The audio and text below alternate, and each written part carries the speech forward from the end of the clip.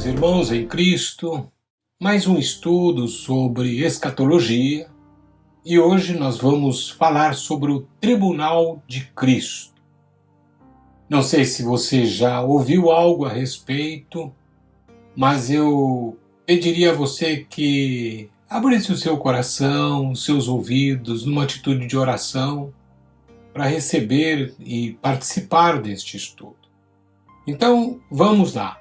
Eu trago como introdução exatamente uma perspectiva desse assunto. Observe, o crente em Cristo foi julgado como pecador na cruz, o drama do Calvário que aconteceu há quase 2000 anos.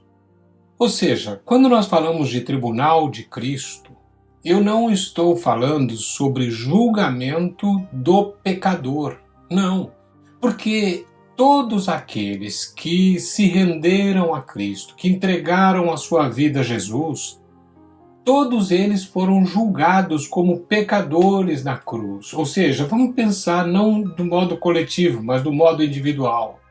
Então quando você deu a sua vida a Jesus, todo o seu pecado caiu sobre a pessoa de Jesus, lá naquela cruz do Calvário. E assim é hoje. Qualquer momento, quando alguém recebe a Jesus na sua vida, então os seus pecados são colocados na conta daquele sacrifício feito por Jesus na cruz há quase 2000 anos. Então este não é um julgamento da pessoa para salvação, de forma alguma. Então é um julgamento, agora nós vamos ver que se trata de um julgamento do cristão como servo de Deus. Então, no contexto do tribunal de Cristo, ele será julgado como servo, isto é, quanto ao seu serviço prestado a Deus. Isso é uma coisa muito importante. Agora, esse fato, o tribunal de Cristo, terá lugar nos céus após o arrebatamento da igreja. Vamos em frente. Eu trouxe alguns textos para nós conversarmos um pouco a respeito deles, porque são textos que apontam exatamente para o tribunal de Cristo. Então, quando você toma Lucas capítulo 14, versículo 14, Jesus está dizendo: "E serás bem-aventurado pelo fato de não terem eles com que recompensar-te. A tua recompensa, porém, tu a receberás na ressurreição dos justos." Observe aqui que eu sublinhei duas frases aqui, a tua recompensa e depois tu a receberás na ressurreição dos justos. Jesus está falando exatamente sobre aqui o feito, a obra de alguém. Quando você faz uma obra para alguém, você não espere receber absolutamente nada dessa pessoa de volta. Então, essa recompensa, ou no caso o galardão, Jesus está afirmando que todos nós receberemos na ressurreição dos justos. E quando acontecerá a ressurreição dos justos? No arrebatamento. É claro que a ressurreição tem algumas fases, mas aí no arrebatamento nós vamos ver que Paulo vai dizer que de forma alguma aqueles que serão arrebatados, e se nós estivermos vivos nesta época, dizer, nós não precederemos aqueles que dormem. Ou seja, ele está falando que nós não vamos antes daqueles que já dormiram em Cristo, que já morreram, mas antes eles tomarão os seus próprios corpos. Esta é uma fase da ressurreição, eu já expliquei isso aqui em outro estudo. Mas isso vai acontecer, então, na ressurreição dos justos, ou seja, no arrebatamento, entre o arrebatamento, e eu vou colocar isso daqui a pouquinho a respeito. Então vamos lá, vamos seguindo. Romanos capítulo 14, verso 12 nos diz: "Assim, pois, cada um de nós dará contas de si mesmo a Deus."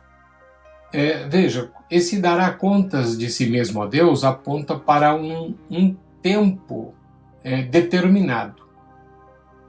Nós daremos contas daquilo que fazemos, dos nossos feitos, das nossas obras, e isso é uma responsabilidade pessoal de cada um de nós. É isso que Paulo fala em Romanos capítulo 14, verso 12.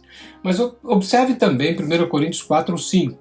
"Portanto, nada julgueis antes do tempo, até que venha o Senhor, o qual não somente trará à plena luz as coisas ocultas das trevas, mas também manifestará os desígnios dos corações, e então cada um receberá o seu louvor da parte de Deus. Observe, irmãos, aqui uma coisa interessante. O Senhor diz, aqui o Espírito Santo, por meio de Paulo, né, diz que nada julgueis antes do tempo, porque tem um tempo. E que tempo ele está falando? Até que venha o Senhor. Na vinda do Senhor, ele trará à plena luz as coisas ocultas das trevas. Mas não somente as coisas ocultas das trevas, mas também manifestará os desígnios dos corações. E então, quando ele já aplica logo essa frase a seguir, cada um receberá o seu louvor da parte de Deus, ele está apontando aqui para o tempo do tribunal de Cristo. Então vamos adiante, porque nós temos mais alguns textos ainda para falar sobre o tema, mas ponha isso no seu coração e na sua mente, porque Deus tem o galardão para os seus filhos. Então vamos ver aqui 2 Coríntios 5,10. Porque importa que todos nós compareçamos perante o tribunal de Cristo, para que cada um receba segundo o bem ou o mal que tiver feito por meio do corpo. Irmãos, esse ponto é muito importante na nossa vida, porque observe o seguinte: quando nós estamos falando, ou quando a palavra de Deus toca sobre aquilo que nós tivermos feito por meio do corpo, ela está falando aqui da nossa vida aqui na Terra. Então, são ações, são atitudes que nós temos aqui neste mundo, enquanto nós estamos vivendo aqui na Terra. Agora, que tipo de obra nós estamos fazendo? E observe que a frase para que cada um receba segundo o bem ou o mal que tiver feito por meio do corpo, observe que ele está apontando aí para algo que vai ser nos dado, né, segundo aquilo que fazemos. Então ele está falando de um galardão, ou de um prêmio, ou de uma recompensa. Preste bem atenção. 1 Pedro 5,4 diz: Ora, logo que o Supremo Pastor se manifestar, recebereis a imarcessível coroa da glória. Ora, nós vamos receber a coroa da glória. Mas quando? Quando o Supremo Pastor se manifestar. Se manifestar, será que ele está falando aqui da volta de Jesus em glória para estabelecer aqui o seu reinado? O milênio? Não, ele está falando aqui da sua manifestação para a igreja. Porque ele é pastor, ele é o Supremo Pastor. Aqui não trata-se da pessoa de Jesus que vem como nós já vimos nos estudos anteriores, que ele se manifesta visível de forma pública a todos, né? Como a Bíblia mesmo diz, de todo olho verá. Não, aqui a manifestação é do Supremo Pastor para as suas ovelhas. Então, exatamente ele está falando aí do arrebatamento. Mas vamos em frente. Apocalipse 22:12. Eis que venho sem demora, e comigo está o galardão que tenho para retribuir a cada um segundo as suas obras. Jesus está dizendo que ele mesmo vai fazer isso. Ele vai dar, ele tem o galardão e ele vai dar, ele vai retribuir a cada um. Percebe que isso aqui essa retribuição fala de uma recompensa, o galardão fala de uma recompensa. Então, é segundo as suas obras. Talvez você possa estar perguntando do que se trata esse galardão. Eu digo, as Escrituras não declaram o tipo de prêmio, o tipo de galardão que teremos, não. Mas as Escrituras nos afirmam que nós teremos galardão da parte de Deus. E isso, para nós, basta. Mas observe, o julgamento da igreja terá lugar entre o seu arrebatamento e a revelação de Jesus em glória com os seus santos. Deixa eu fazer uma paradinha aqui. Eu já expliquei anteriormente que o meu entendimento quanto ao arrebatamento, ele se dará no começo da 70ª semana de Daniel. Ou seja, esse último período de 7 anos da história aqui na Terra, né, dos acontecimentos que estão marcados ali também em Apocalipse, dos capítulos 6 até o 18, que fala aí do período da tribulação. Então, no começo desse tempo, ou até mesmo antes de começar, antes que até o próprio anticristo se manifeste, porque a minha perspectiva, o meu entendimento escatológico é exatamente esse: a igreja será retirada daqui. E no final desses estudos escatológicos, algumas dúvidas já foram levantadas, e no final eu vou tirar essas dúvidas, mostrando que a vinda de Jesus ela se dará em 2 fases, né? Então a fase, primeiro ele vem para a igreja. O mundo não vai perceber isso, o mundo só vai perceber que muitos aí, milhões, bilhões, quem sabe, desapareceram da Terra. Eles não vão ver esse acontecimento, eles vão perceber esse acontecimento. Agora, depois então dos juízos de Deus derramados aqui na Terra, então Jesus voltará, e voltará com os seus santos. Quem são os seus santos? Alguém pode dizer que os seus santos são os anjos? Também. Mas nós estamos aí incluídos, e depois, como eu disse, no final dos estudos eu vou trazer vários textos que mostram que esses 2 acontecimentos, ou seja, essas 2 fases de um único acontecimento, deixa eu corrigir isso aqui, né? De um único acontecimento, elas existem. Então, se os textos que eu vou apresentar não existissem, então falar sobre isso seria uma contradição. Mas vamos lá. O julgamento da igreja é o cumprimento da parábola dos talentos e está baseado em 3 aspectos da vida do cristão. Mas observe, antes que eu fale desses 3 aspectos, vamos lembrar um pouquinho a parábola dos talentos, porque eu não trouxe o texto. Então, Jesus afirma que um homem, ele ia se ausentar, e ele chamou 3 administradores e deu a cada um deles os talentos. Então ele deu a um, ele deu 5, a outro ele deu 2 e a outro ele deu 1. Quando ele retornou, aquele que recebeu 5 trabalhou com aqueles talentos e angariou outros 5. Aquele que recebeu 2 fez a mesma coisa, mas o que recebeu 1, o que ele fez? Ele enterrou esses talentos. E aí, na explicação que Jesus dá, ele diz assim: bom está, servo fiel, sobre o pouco foste fiel, sobre o muito te colocarei. Quando ele diz isso aos 2 primeiros servos, ele está dizendo: sobre o muito te colocarei. Quando isso vai acontecer? No julgamento da igreja, ou seja, no tribunal de Cristo, que é o que nós estamos vendo hoje. Então, preste atenção, porque isso é uma realidade para todos nós que temos o Senhor na nossa vida. Vamos lá. Então eu falei que esse julgamento da igreja, ele está relacionado aí com 3 aspectos da vida do cristão. Vamos lá. Primeiro, será um julgamento do trabalho do cristão feito para Deus. Esse julgamento mostrará como administramos aqui os nossos bens, dons, dádivas, nossa vida, energias, dotes, talentos, enfim, tudo que de Deus recebemos. Irmãos, tudo vem do Senhor para a nossa vida.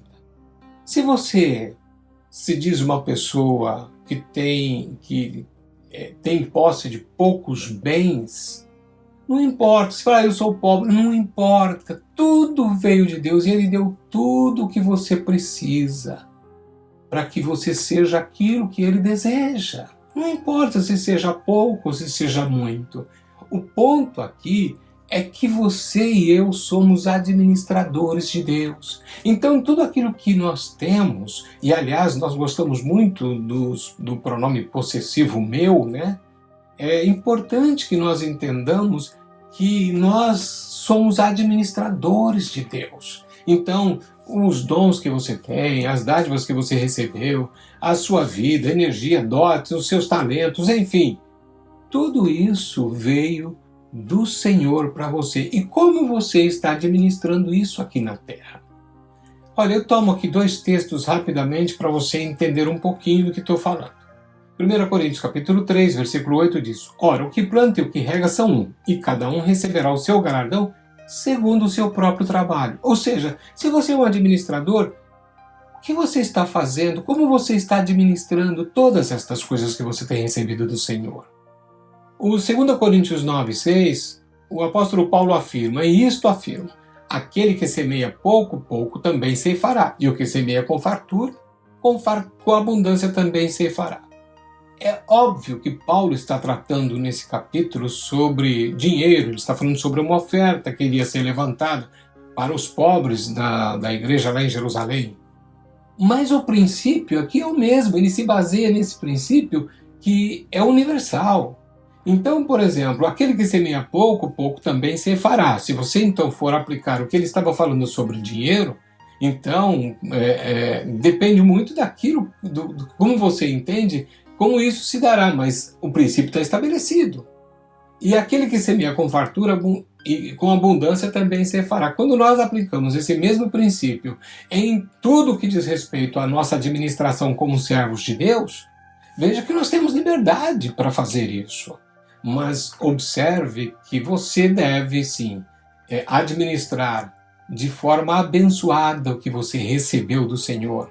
Porque da maneira como você vai administrando, você vai semeando também, você vai tendo o seu próprio trabalho sendo realizado através de tudo aquilo que Deus já te deu.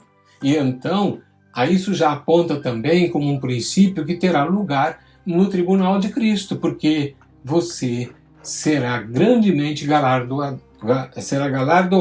é isso, você será recompensado, esse é o termo. Vamos em frente, então. Então, como remidos por seu sangue, fomos comprados por ele. Então, isso aqui eu estou trazendo um resumo do primeiro ponto. Fomos comprados por ele, por Jesus, e desde então não somos mais nossos. Não temos o direito de fazer o que quisermos com a nossa vida e tudo o que temos. Não somos mais donos de nada, e sim mordomos de Deus. Mordomos bons ou maus. Então, que tipo de mordomia você está exercendo na sua vida? Será que você tem sido uma pessoa egoísta que pensa somente em você e na sua família, na sua casa? Ou você quer ser aquele que demonstra a todos que estão ao seu redor que Jesus vive em você? Pense a respeito. Jesus deixou claro em Mateus capítulo 20, de 1 a 16, que será um julgamento mais da qualidade do trabalho feito do que da quantidade. Ali encontraremos pessoas que trabalharam o dia todo e receberam o mesmo salário de quem trabalhou apenas 1 hora. Essa parábola refere-se, vou aqui refrescar a sua memória, refere-se àquele administrador que saiu bem cedo e viu na praça as pessoas que ali estavam esperando que alguém lhes contratasse para um trabalho. Então ele chamou e contratou, e o contrato era do trabalho de um dia, que o salário era de 1 denário. A Bíblia na versão de hoje, traduzida na versão da linguagem de hoje, afirma que era 1 moeda de prata. Bem, não importa. As pessoas foram contratadas. Logo mais, ali pelas 9 da manhã, ele saiu de novo. E quando ele saiu, ele foi lá e viu que tinha mais gente, contratou mais gente por um salário de 1 dia, 1 denário ou 1 moeda de prata. Foram. Quando foi ao meio-dia, ele fez a mesma coisa. Às 3 da tarde, ele fez a mesma coisa. E às 5 da tarde, faltando apenas 1 hora para terminar o dia, ele contratou mais alguns que ali estavam.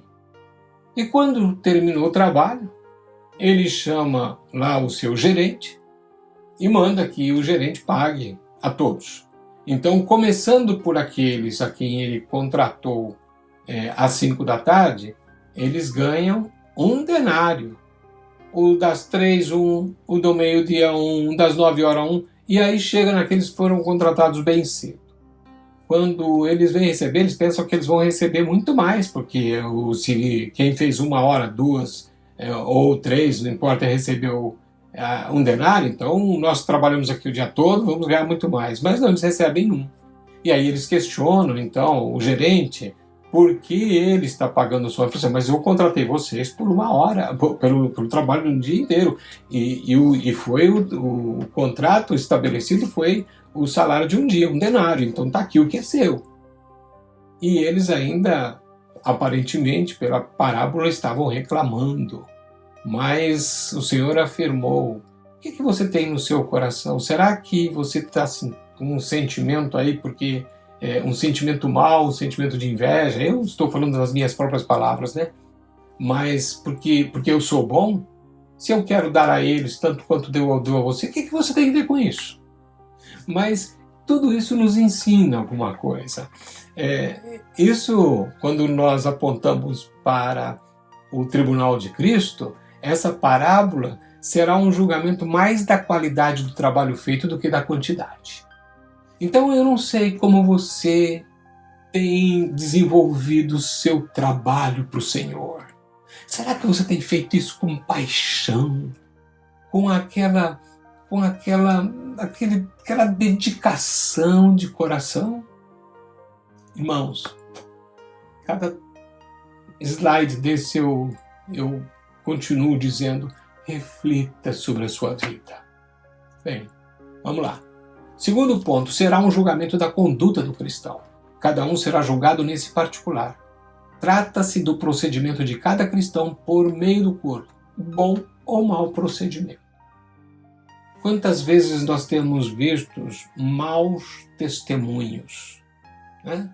Não significa que a pessoa não teve uma experiência com Cristo, mas nós temos visto pessoas que muitas vezes estão dando mau testemunho aí no mundo. Será que essas pessoas receberão o galardão? Olha só, Tribunal de Cristo, no Tribunal de Cristo, cada um será julgado nesse particular. Então, irmãos, que cada um pense a respeito. O outro ponto, terceiro, será um julgamento do tratamento dispensados aos irmãos na fé. Observe Romanos capítulo 14, versículo 10. Tu, porém, por que julgas a teu irmão? E tu, por que desprezas o teu? Pois todos compareceremos perante o tribunal de Deus. Observe que Paulo está dizendo aqui, chamando a atenção daqueles cristãos que estavam aí exercendo aí um julgamento ou até desprezando o outro irmão em Cristo, por quem Jesus morreu, né? Então ele está dizendo que as pessoas, os cristãos, e aquilo não era só para os cristãos de Roma, mas para nós também, né? Isso serve aí de lição, que nós devemos dar um mesmo tratamento a todos, ou seja, esse tratamento que nós temos que dar a qualquer irmão na fé, é o tratamento baseado no amor que Deus tem por todos nós, né? E uma vez que a pessoa de Jesus vive em nós, como é que Jesus agiria se ele estivesse no seu lugar, né? Então, esse julgamento no tribunal de Cristo será também o julgamento do tratamento que nós dispensamos aos irmãos na fé. Então, cuidado, pois, quanto à maneira de tratarmos uns aos outros, especialmente os mais fracos na fé. Nós deveríamos ajudá-los e não criticá-los, né? Vamos estender a nossa mão, nosso braço, ajudar esses irmãos, ministrando a palavra e estendendo a mão para ajudar. Em nome de Jesus. Bem, o resultado desse julgamento será a recompensa ou perda de recompensa de acordo com aquilo que se faz e a qualidade do que se faz. Agora, uma coisa que é bom que todos se lembrem, que o Senhor é reto juiz. Portanto, não haverá injustiças, de forma alguma. E observe mais. Jesus tem um galardão para entregar aos fiéis. Ele não mandará um representante seu fazer isso. Ele não mandará um anjo. Ele não mandará um anjo mais dentro dessa hierarquia angelical, né? Muitas pessoas falam do arcanjo, falam do querubim. Ele não vai mandar ninguém. Ele mesmo diz, meu galardão está comigo para dar a cada um segundo as suas obras. Imagina você lá na presença do Senhor e Ele está dizendo: meu galardão está comigo para dar a você neste dia. Glória a Deus por isso. Aleluia. Todo cristão receberá de Deus uma referência elogiosa. Eu já falei desse texto, mas vou repeti-lo. E então cada um receberá o seu louvor da parte de Deus. 1 Coríntios, capítulo 4, versículo 5. Haverá galardão para aqueles que suportaram a provação e sofreram com paciência por causa do Senhor. Mateus capítulo 5, versículos 11 e 12. Então, observe que aqueles, ou mesmo se você já passou por essa experiência, né, de sofrer aí perseguição, de sofrer injúrias, de sofrer coisas assim que, de uma certa forma, atingiram a sua vida. Acho que todos já passaram por isso, mas o ponto está na nossa reação, né? Tem gente que reage imediatamente, comigo aqui a coisa é mais embaixo, né? Essa história de levar um tapa na face da outra. Observe que Jesus disse aqui que todos aqueles que suportam esse tipo de provação e sofrem por causa, com paciência por causa do Senhor, esse receberá de Deus uma referência, não só um elogio, mas aí vem também o galardão, né? Eu mesmo já passei por experiências assim e posso até dizer que quando você é injuriado, quando falam de você uma coisa que você não fez ou imputam sobre você uma atitude que não é sua, de forma injusta, e você aguenta muitas vezes aquilo calado e sofre com paciência por causa do Senhor, porque se não fosse por causa dele a gente reagiria de forma diferente. Então, irmãos, nós receberemos sim de Deus não só essa referência elogiosa, ou seja, cada um receberá o seu louvor, e esse louvor da parte de Deus também contém aí, nesse termo aí, o galardão. Aleluias, glória a Deus por isso. Todo ato de bondade despretensioso, movido por amor, terá galardão. Jesus diz que até um copo de água fria dado desta maneira não ficará sem galardão. Então, observe também que a bondade ou qualquer outro ato deve ser movido por amor. Não há outro tipo de interesse, deve ser por amor. E assim sendo, ninguém, ou quem age dessa forma, não ficará sem galardão. Então ninguém que age desta forma ficará sem galardão. É isso daí, né? Eu parto agora para uma conclusão. Estou terminando o nosso estudo de hoje, mas observe isso também. A oportunidade bem aproveitada para fazer o bem é uma fonte de galardão. Entretanto, os motivos dos nossos atos serão examinados. Eu grifei essa frase aí. Entretanto, os motivos dos nossos atos serão examinados. Se esses motivos foram injustos, egoístas, ilícitos, os trabalhos realizados decorrentes deles serão nulos para efeito de galardão.